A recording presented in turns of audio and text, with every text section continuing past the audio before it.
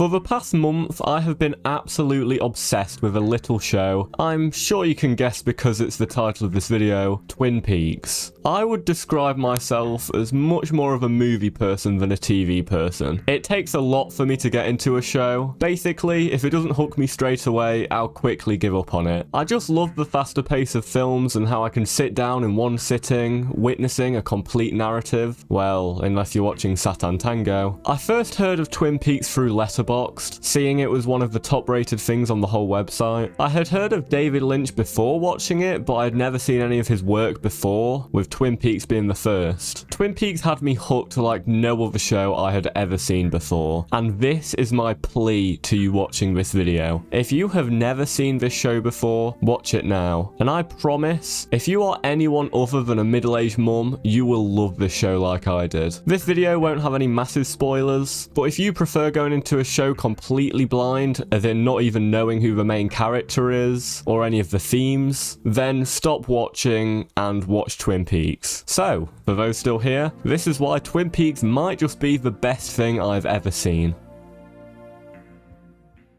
Twin Peaks begins with the main mystery of the show: who killed Laura Palmer? I'm sure most people have heard that name before, especially if you were alive during that time. Back then, TV shows were mainly sitcoms, shows with no major overarching narrative, just episodic adventures. The idea of continuing a story past the first episode without having some kind of resolution was unheard of. But when Twin Peaks first aired, week in and week out, people tuned in to find out more clues about who killed high school student Laura Palmer. The first episode was watched live by a massive 34.6 million people. That's about twice the population of New York. Could you even imagine that many households sitting down to watch a show? And I'm pretty sure we'll never see anything like that again with streaming services existing. The first episode ran for a whole 90 minutes and was universally loved, introducing a quirky cast of characters, leaving the viewer to speculate on who the killer was. Not a single episode of season 1 had less than 15 million viewers, and everyone was ready for a massive reveal at the end of the season, and that didn't happen. If having a mystery go on for more than one episode was never seen before, then having a mystery go on for more than one whole season was insane. And the mystery continued well into season 2 before finally being revealed. I'm not going to say anything about this, or even what episode the killer's revealed. I'd just like to say that the scene where the killer is revealed, it's on par with Ozymandias for me. It's that good. Revealing the killer wasn't a choice David Lynch made, however. He actually never wanted to reveal the killer. Imagine the outrage if that happened. But he was instead forced by stupid TV executives to reveal the killer before the end of the season. Like, quite a bit before the end of the season. How stupid can you be? Surely anyone can work out that if you get rid of the main mystery in a show, your ratings are going to go down after the spike. And it did, with season 2 reaching as low as 7 million viewers. Well, I say that as if it's low. That is still a huge number. Just not quite 34.6 million. Lynch actually left the show after revealing the killer, only returning for the season final. Before I talk about that, however, I'd just like to say why, to me, this show is so good.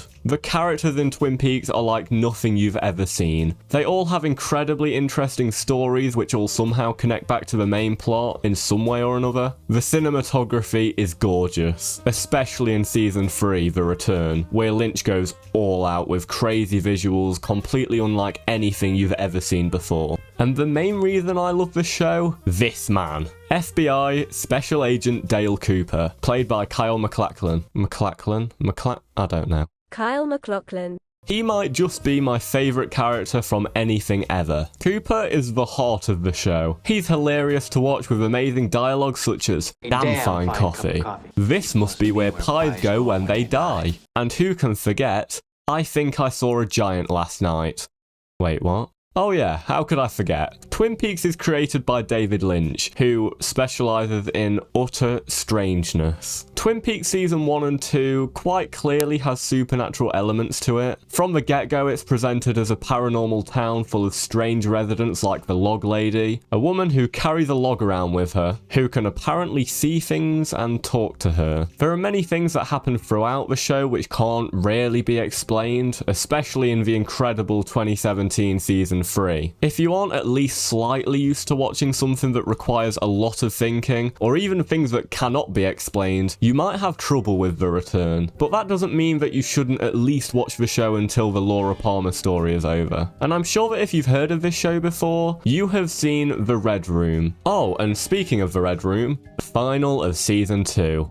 I finished season 1 in 2 days, and season 2 only a few days after that. I was so intrigued with its mysteries and characters, and even when season 2 started to get a bit boring, I still sat through it all, awaiting that last episode of the season, which I heard was absolutely amazing. And, well, after a show of some weirdness, but still with an easily comprehensible narrative, we have this episode, directed by David Lynch. The first time I watched this, I finished the episode with my mouth wide open. Not because it was incredible, but because I was thinking, what the f just happened? It felt like out of nowhere, we were thrown into a world completely unlike what we had previously seen. But after a while, it dawned on me that this episode here, this is what makes Twin Peaks so unique, especially for the time. And it's here where we get to see what is going on behind the scenes with the town's supernatural forces. And it is a mesmerizing and terrifying place. And this is where the show changes forever. It is no longer a basic murder mystery with some soap opera elements. Like,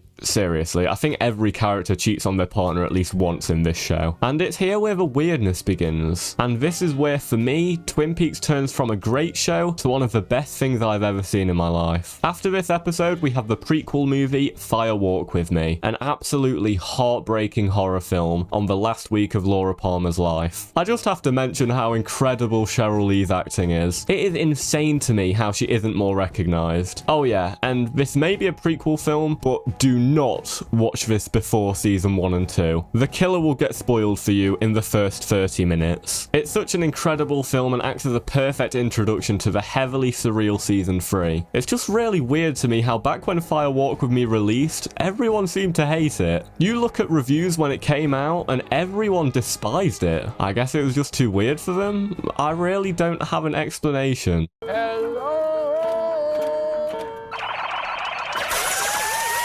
I'm just going to come out and say that Twin Peaks Season 3, The Return, is the best thing I have ever seen, and I will be extremely shocked if anything will ever beat how this miniseries made me feel. 25 years had passed since the movie, and now we have new episodes, all directed by David Lynch and written by Lynch and Mark Frost, who was also a main part in creating season 1 and 2. No interference from anyone else, this was their project and their magnum opus. The Return is not for everyone like the first 2 seasons are. You will be confused, you will go episodes at a time wondering what the hell is happening, and you may even get frustrated with the amount of unanswered questions that you have to painstakingly piece together, but holy hell is it not a masterpiece. A masterpiece in visuals, storytelling, characters, and overall development compared to the show's beginning, which we saw back in the 90s. Well, not me, because I wasn't born. I would recommend watching some of Lynch's other films before The Return, such as Lost Highway, Eraserhead, or Mulholland Drive, as they get you used to Lynch's style. The Return has such a perfect humour to it too. It is seriously funny, having me laughing out loud at least 5 times per episode. It is just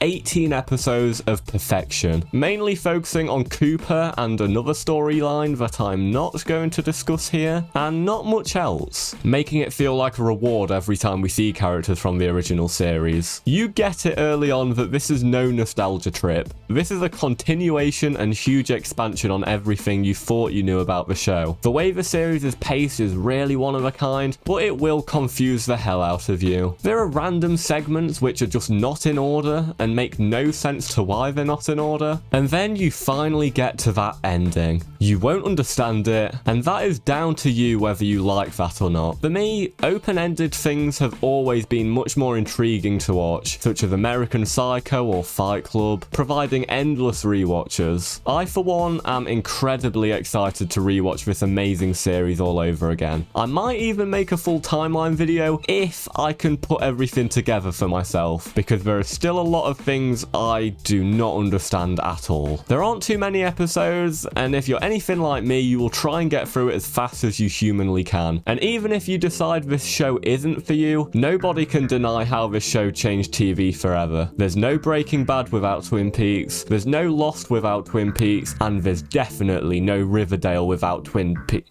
Oh god. Never mind. Fuck Twin Peaks for giving us that monstrosity.